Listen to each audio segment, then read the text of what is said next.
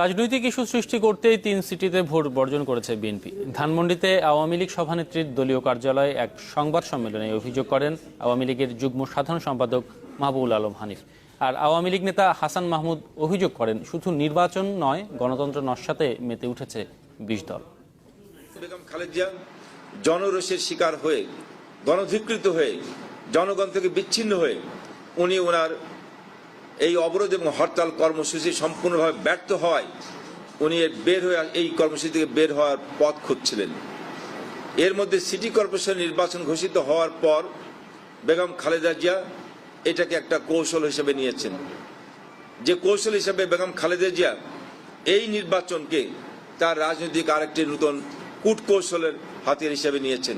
চট্টগ্রামে বিএনপি সমর্থিত প্রার্থী জনাব মঞ্জুর আলম সাহেব তিনি নির্বাচন বর্জনের ঘোষণা দিয়েছেন।